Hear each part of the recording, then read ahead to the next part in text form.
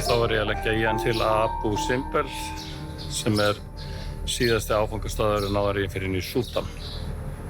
Vel stemdur, búinn að hafa morgunverð og morgunverkin búinn og ég bara klár og ég síðan að morgun SUDAN. Það var gott að hafa hlaðið batterín vegna þess að ég vissi að það voru krefjandi aðstæður sem að biðu mín. Þetta var ótrúlega mikil breyting sem var að eiga sér stað þarna.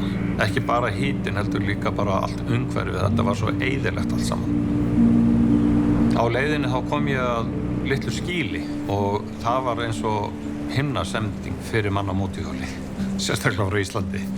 Að komast bara undir þetta litla þakskýli er ótrúlega mikil hvíld fyrir mann að geta einhvern veginn bara komið sér undan sólinni. Þetta var eina skipti sem ég gat hvílt mig á þessari leið.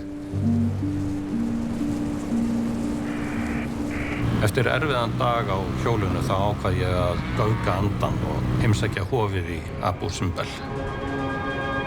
En þannig var að þegar Aswan-stíflan var byggð 1960 þá gerðu menn sér grein fyrir því að þetta mikla uppistöðulón myndi setja þetta flotta hof á kaf og það var þá sem að Heimsminjastofnun Sameinuðu þjóðanna bauðst til þess að fjármagna og stýra björgunaraðgerðum, þar að segja að saga niður hofið í stóra klumpa og hífa upp 60 metra og 120 metra frá vatnsborðinu.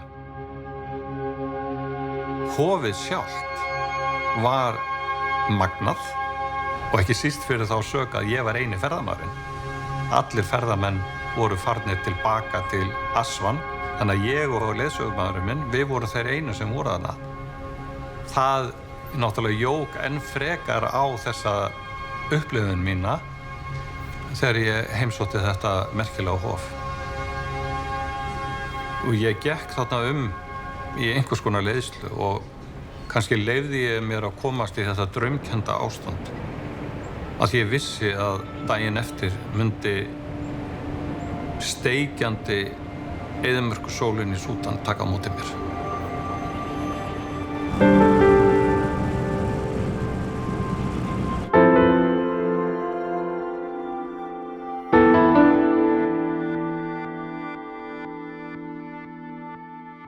Þegar ég kem hérna niður á höfnina í Abu Simbel til að taka ferjuna yfir til SUDAN og hitti ég hérna fólk sem þessu ekki farið til SUDAN. Ástandið ekki gott. Ég hef ekki marga kosti í stöðunni og ég ætla að láta mig vaða að ákveða þetta. Þegar ég kom í land þá sá ég fjöldan allan af vöruflutningabílum sem gaf mér góða tilfinningu. Því þá vissi ég að ég var ekki einn að ferðast eyðimörkina, skildi eitthvað að koma upp á. Og þegar ég kom til bæjarins Wadi Hafa, sem í 30 km fjarlægð frá landamærunum, þá fann ég mér gistingu, en þegar ég ætlaði síðan að fara og fá mér að borða, þá fann ég engan opinn veitingastað.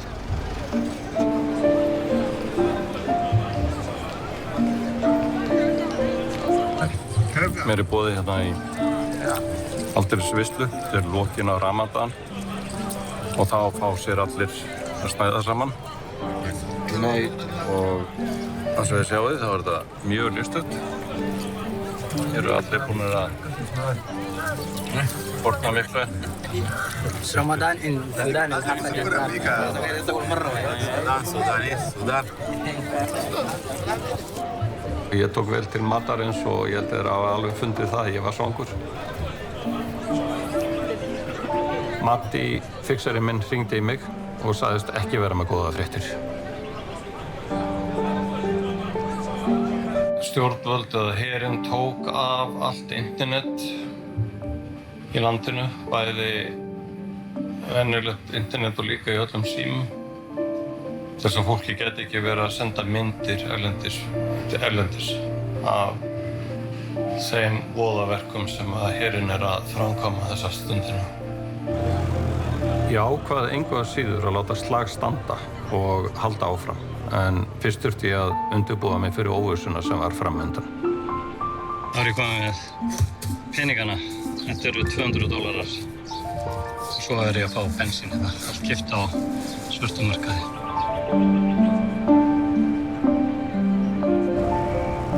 Þegar ég lagði í hann þá var klukkan 8:30 og hitinn var komin upp í 40 gráður.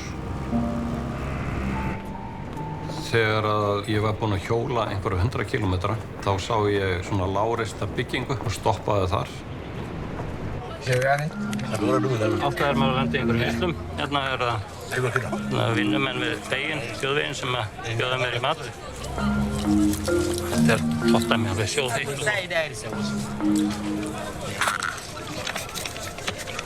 Ég veit í raun og veru ekki hvar ég væri án svona boða. Og eftir matina þá dróðu þau fram svona gamlan bedda og buðu mér að kasta mér og fá mér blund bara, sem ég gerði.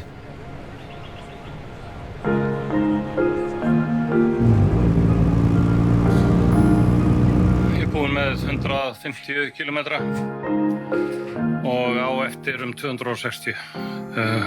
Þetta er rosalegur hiti hérna. Vindurinn svo heitur, hann þurrkar mér svo upp.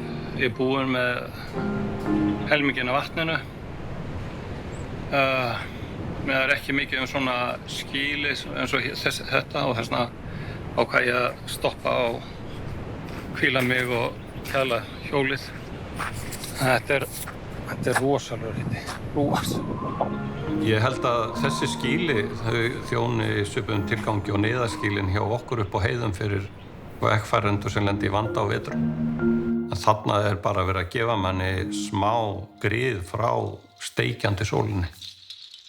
Nú voru 30 kílómetrar til bæjarins Abri og þaðan átti ég eina 230 kílómetra til Dongola.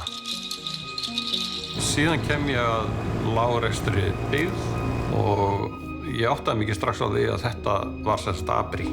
Þetta var borgin. Ég hafði alltaf verið að horfa á borgina frá gervihnattamyndinni og ég sá bara alltaf ofan á húsin. Ég sá aldrei hversu lágreist þau voru, en þetta var bara mjög lágreist hús. Þar er veitingastaður þar sem ég stoppaði örskamma stund til þess að hlaða batteríin. En þegar ég var kominn aftur af stað þá fór ég að veita því athygli að það var engin umferð. Ég hafði ekki mætt inn með einasta bíl á leiðinni. Þetta gaf mér ekki góða tilfinningu.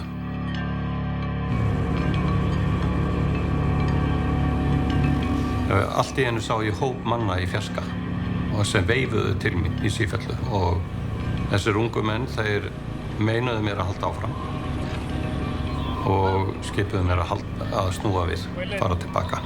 Will it open tomorrow? Open tomorrow? No. No tomorrow. Þeir sögðu að búið væri að loka öllum helstu samgönguleiðum til þess að knýja herinn til þess að koma á móts við þarfir almennings. Það er að segja að halda kosningar.